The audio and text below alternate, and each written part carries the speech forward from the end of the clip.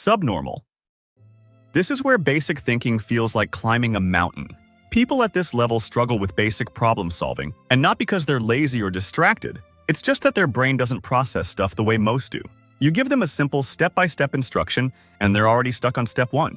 They might forget what they were doing mid-task, or misinterpret super simple things. It's not their fault, and it's not something that can be fixed with a pep talk or by binge-watching some random motivational speaker. People at this level may have an IQ below 70, but it's usually tied to serious mental conditions like Down syndrome, fetal alcohol spectrum disorders, or major brain injuries. Like, they'll see a red light and still make a move because that's what their brain told them to do.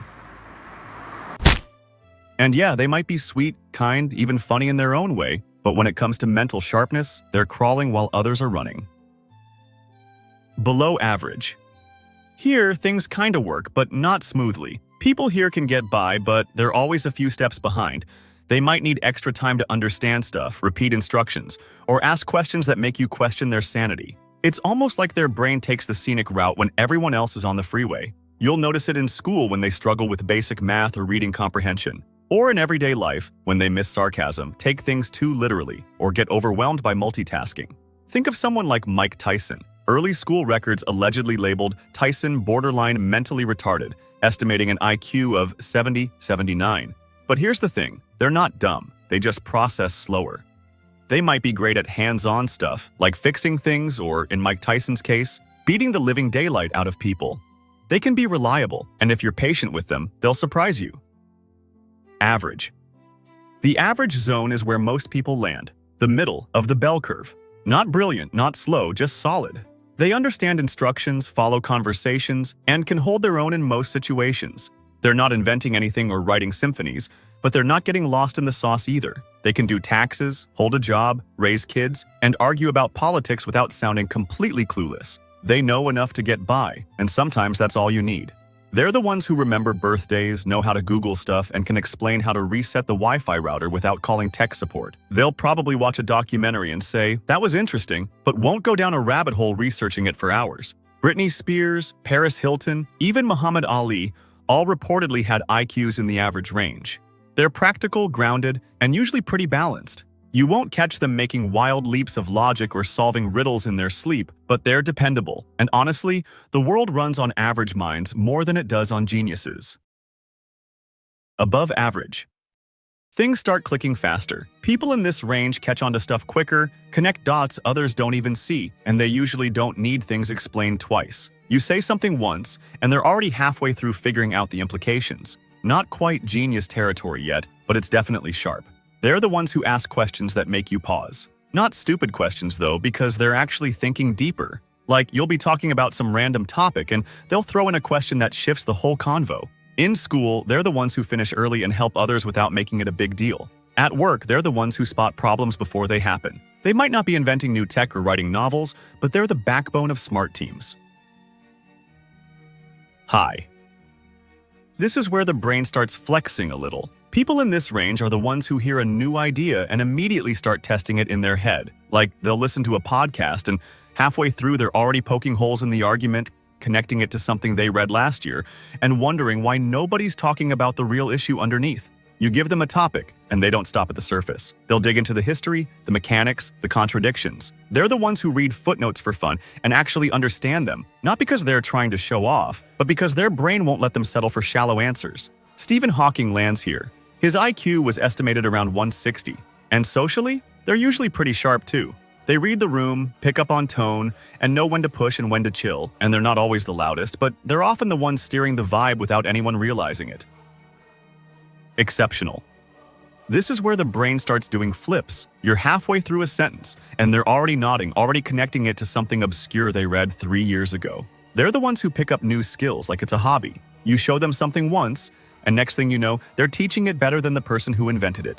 They also get bored easily, not because they're arrogant, but because their brain needs more stimulation than most environments offer. School feels slow, meetings feel pointless, and small talk feels like chewing cardboard. They crave depth, complexity, challenge. You give them a puzzle, and they'll solve it, then ask for a harder one. You give them a system, and they'll find the flaw in it before lunch. But they're not always easy to spot. Some gifted folks blend in, play it cool, don't flaunt it. Others are loud, quirky, maybe even a little chaotic, but underneath it all, there's that spark, that mental agility that makes everything feel just a little sharper, a little faster, a little more alive. Genius. People at this level think entirely differently. You're talking about a problem, and they're already 5 steps ahead, solving it in a way nobody even considered. They see stuff others don't, like patterns, gaps, shortcuts, contradictions. They're the ones who come up with ideas that sound crazy at first, then turn out to be brilliant. Like, they'll say something that makes the whole room go quiet, and then slowly everyone realizes it actually makes sense. You'll find them in weird places. Some are inventors, some are artists, some are just quiet people who think in ways that make you question reality. Think of someone like Terrence Tao. He's not flashy, not loud, not trying to be a celebrity, but his brain? Straight up alien. He was doing calculus at age 7, got a PhD at 20, and now solves math problems that most people can't even read. They might be awkward, intense, obsessive. Or they might be chill and funny and totally normal, until they drop a thought that flips your whole perspective upside down. Polymath. The brain of polymaths doesn't just master one thing, it masters everything. People at this level are ridiculously good at wildly different things, like they'll be coding an app in the morning, painting a mural in the afternoon, and breaking down quantum physics over dinner. Their mind's like a giant web, pulling threads from history, science, art, philosophy, and tying them together in ways that actually make sense. You'll be talking about architecture, and suddenly they're referencing ancient mythology, modern psychology, and some obscure jazz theory, and somehow it all connects. They're the ones who read 5 books at once and actually retain all of it, or those who master in more than one field of study in higher institutions. Not because they're chasing credentials, but because their brain's wired to explore. They get restless if they're stuck in one field too long. A solid example here is Elon Musk, who has 2 different degrees, Bachelor of Arts in Economics and a Bachelor of Science in Physics. Business-wise, he has also ventured into different fields like automobiles, rocket science, social media, and artificial intelligence. Visionary. This mainstream of thought here is on what could be rather than what already is. Visionaries are not interested in tweaking the system. They want to flip it, rebuild it, and make it do something nobody thought possible. They see potential in places most people overlook. You'll be talking about some boring issue, traffic, education, whatever, and they'll start riffing on how it could be completely reimagined. And yeah, sometimes it sounds wild, but give it time and suddenly everyone's chasing the idea they dropped months ago. They'll sketch ideas on napkins, rant in voice notes, build prototypes in their garage. And they're not always polished. Some visionaries are calm and calculated. Others are messy, scattered, intense. But they all share that same fire, that refusal to accept the world as it is. They want better, bigger, smarter, and they'll chase it even if nobody else sees the point yet. Think Steve Jobs as a case study. He didn't invent laptops or smartphones, or even digital music, but he reimagined them. He saw what they could become before anyone else did. When people were still fumbling with clunky MP3 players, he was already dreaming of a sleek device that could hold your entire music library and fit in your pocket. Transcendent. Transcendent people are almost like demigods. People here think ahead or think way beyond everyone else.